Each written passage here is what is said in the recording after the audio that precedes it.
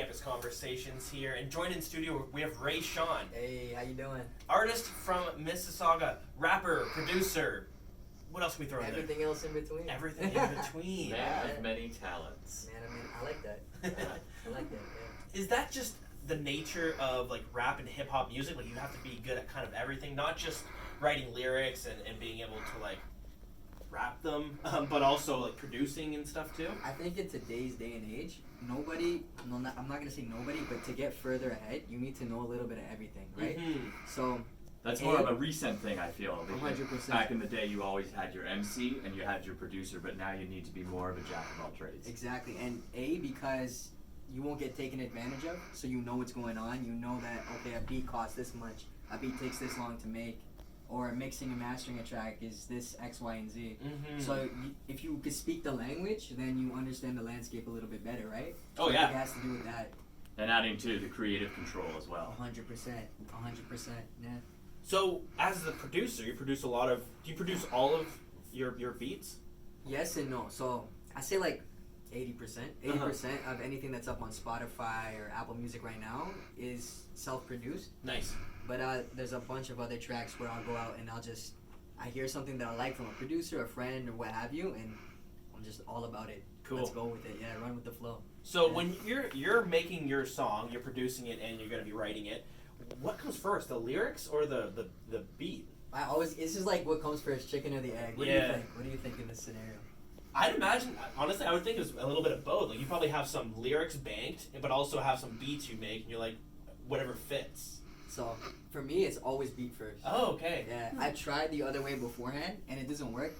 The reason I think beat first works is that when you make a beat first, you know the flow that you want to put on it. So I'll make a beat, like whatever beat, and then I won't even write anything. I'll just hum out random nonsense. Okay. I'll be like, Yeah. and then I'll go record that and write it. Write something to that humming. That is hysterical because in my years as a musician, we always started with the music and we would write a full song, and I would sing gibberish. So you get it. gibberish 100%. to get the flow and get a sense for the chorus and a sense for the verse, and then take that and structure lyrics around that. It's like the same process. 100% the same process. Exactly the same process. And did you find that when you did that, your music was better? Absolutely, and Yeah. I could sit down and we would record it on cheap tape decks because this was, of course, a long time ago. Play and record button kind of thing. But I could sit down then with also the other, like our lead guitarist did a lot of harmonies and backing vocals, and so we would sit down and we would work those together. With a general sort of outline of where the song was going to end up. And that's it. And when you get that general outline, it makes it easier for you to go back and work on it or rework it, because you know what's going to be out there. Because most people aren't listening to the words at all these days, right? They're listening to the flow and how it makes them feel. Yeah. So once you get that part down, you can put in the words however you feel. I think, at least personally. Yeah, that makes total sense too. Yeah. So, and have you just recently started performing live shows? A little yes and no again. So Yeah. back in before I took it full time, I'd say full time since January 2018, right? Mm-hmm. But before that, I was still doing like hip hop karaoke's downtown, where you just memorize some Jay-Z song or what have you, and you just go up on stage and you kill it. Or I was doing I used to be an accountant, so I was working at one of the big four accounting firms, and they would throw a big four battle of the bands. Oh. So I was doing that with some people at work too, and Cool. thousands of people come out to that. I love that you were an accountant before. Our last guest was a lawyer that turned to music, and now we have an accountant that turned to There music. you go, CPA to rapper right here. I can see it when you're stuck in an office all day. You just need some outlet of creativity. 100%. For me though, it's kind of like I was a rapper, turned accountant, turned back a rapper. Oh. Came full circle. Yeah, like I always wanted to pursue music, and that's always been my goal. But I guess like I went through the process of school. I went through the process of everything, just getting a job, and you just get comfortable. But then you come to a fork road, and you have to think to yourself, do I want to stay here in this career, or do I want to try the thing I've always known inside that I want to do? Yeah. And that, for me, that was music, and I'm like, okay, let's go for it. And you're 27 right now. I'm 27, yeah. Which is like, this is like the time to do it, right? 100%. Like if you're going to pursue that dream career, you know, Yeah. as you get older, you start. It's time Sure, to I settle don't have a down. wife. I don't Yeah. have kids that I know about. That's, so. that's right. I think 27 is good too because when you start young, like when I was playing, I was so young. You make so many mistakes because you're young but once you've reached an age and a maturity level that you can prioritize it and make a legitimate go at it. Yeah, agreed. So mistakes is a big part of it. Well, you live need, and of course, learn, right? yeah. So it's true. So that now we're giving ourselves time to make those mistakes, learn from them, and your craft and your performances. Going back to like the live performances, they only get better. So when I was starting live performances, I didn't know how to move around. I was losing energy, right? It's gonna be hard because, yeah. especially as a rapper or a hip hop artist, like it's usually like a one-man show. There might Yeah. be people behind the scenes, but Yeah. like you're kind of running things, right? 100%. And in the case of the show I just did last month at the boat, it was literally basically a one-man show. I planned the show. I sold the tickets. I had my family and friends and my manager and whatever collect the tickets at the door, and it was literally a DIY kind of show, right? Yeah. And we sold out. It was beautiful. That's awesome. Yeah, random fans came out, people I know, people I've met in passing. It was packed. And with that, as I said, like, all those little performances beforehand helped mold that one to make it the best yet, right? So Okay, so you kind of have a direction of where you want it to go. exactly. That's super cool. And so, was that your first kind of big show that you were put together all yourself? 100%, yeah, that's it. That was my first headlining show. And I threw it myself too and booked openers and everything. Wow. Yeah. Did you encounter any issues that you didn't expect to encounter? Yeah, I did. A big issue is I think it goes back to even just regular e-commerce in general, is where people are like, I'm gonna buy some tickets, or yeah, I'm coming out and whatnot, and then they just abandon cart, right? And then you have to follow up. So that was an issue. There's another issue of just technical issues or pushing people into the venue, just space wise and whatnot. Okay. Little things that you learn from. Oh, sound also. Yeah. Sound check's a big one. So we had equipment, special equipment we got from Long and McQuaid and whatnot. Nice. Bought this nice reverb, auto-tune machine, and Sweet. didn't come with the plug. Oh. So yeah.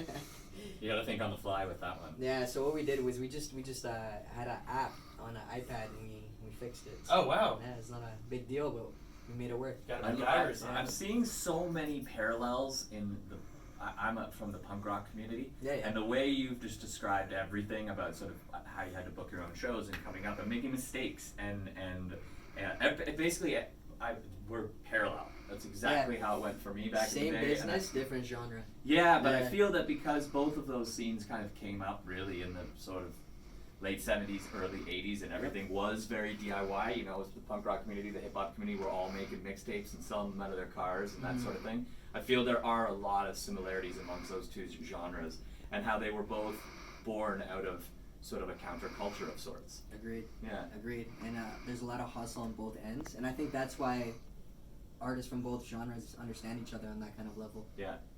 Yeah, it seems like it's like two very different styles of music, but easily to sit down, have some coffee, and be like, these are the struggles we both encounter. It's all the same. Exact same struggles. Yeah, that's super interesting. So you have some songs out now. It's like, of course, you have some. You have a lot of songs out Back now. catalog. Yeah, right the there, whole, yeah. I was going through it last night. I was like, damn, this is good. It's all there. Unfortunately, we can't feature it all, but we have 2 songs today. Why not? Let's do them all. I'm just playing. Yeah, be here for a couple hours, but let's do it. I have class. Who needs class? Nobody needs class. Just sit there and listen to some good music. Hell yeah. So you have an exclusive song you've given us that we can I'm play. giving you the exclusive right here. Oh boy, here it is. The Hawk gets it. That's right? awesome. 101.5. So we have that song. Then I picked my personal favorite. You sent us 3 tracks. Which one would you like us to play first? Let's warm them up with your personal fave, and then we'll drop that exclusive. I love it. That's Yeah. perfect. Yeah. So can you tell us a bit about the song? The song is called Run It Back, and Run It Back is a lyrical rap track. So every line, listen closely, I tried to make every line of that song be witty or have some wordplay and all coherent. So and when this song is performed live, the audience loves to do the chorus back. There's a lot of energy. Yeah. So there's a lot of energy in this song. Self-produced it. Just have a listen. Listen for those little puns and whatnot. That's awesome. So Run It Back, Raeshaun. We'll be right back after the song. And Looking at You on Campus Conversations here We're with always Raeshaun. looking at you. Yeah. Hey, So that's the exclusive. you got it first. The Oh, hot right man. now. How Yeah. exciting! I love it. Yeah, it's great. And we were just talking like this is the type of music you're like, this sounds like it would be the hit of 2020, right? And that's exactly what I want for it. I'm out here trying to push that song, promote it. I already have, as I think we were talking on break, there's a lot of Spotify pre-saves. I don't know if you know what that is, but I don't. Yeah, give us a little heads up on that. so with Spotify, you can ask your fans and people who listen to your music if they want to save the track before it releases. So they save it, they add it to their library. It's not there, but the moment it drops, it appears in their library playlist, right? So it's kind of like effortless. You take the work out of having to ask someone to listen to Yeah. music because it's already there. It's Just gonna pops appear. up, right? Yeah. So that's gotta be the toughest part is promoting your music. I would say as an artist, as an independent artist, producer, what have you, promotion and marketing is the hardest part and make or break. I would say. Yeah. I can't even imagine, because it would be like you have all these great music and now it's getting people to listen to it, and with a sea of like other indie artists, right? Yeah. I think it was 40 million. 40 million new. Don't quote me on that, but I think it's 40 million new songs on Spotify a year. Wow. Something close to that. I mean, I'm not sure. I'm not surprised. That Yeah. sounds about right. So how do you stick out from that, right? And Yeah. it's just promotion. You gotta promote. You have to find creative ways to promote your song. You have to have that loyal following, and yeah, man, it's just a lot of digital marketing, et cetera, et cetera. You need shows like Campus Conversations is what you need. Of course, Campus Conversations. We Shout out. endorse. Always. Do you have any shows coming up or any plans? Yeah, so as I did a show we spoke about earlier, right? That was September. Yeah. I want to repeat that show in March, Cool. in the springtime. A little when it stops being cold, right? Yeah. A little bit Yeah. warmer if people come out, and I'm gonna headline another one in March, a big one, either the Drake Underground, maybe the Boat, who knows, right? Cool. Something big. Yeah. And I'm looking to open for a few other artists. They're in the talks right now, so we'll see if that comes through. But between now and December. That's Yeah. so cool. And quickly before we get out of here, though, when you have like a show coming up in March, how long in advance do you start planning it? So for the one in September, I started planning in end of June, beginning of July. Wow. Yeah. No kidding. Because finding a venue was difficult, man. Yeah. It was funny. I went to a place, right? And there's one of my boys, he's like, okay, I found you the perfect place, blah, blah, blah.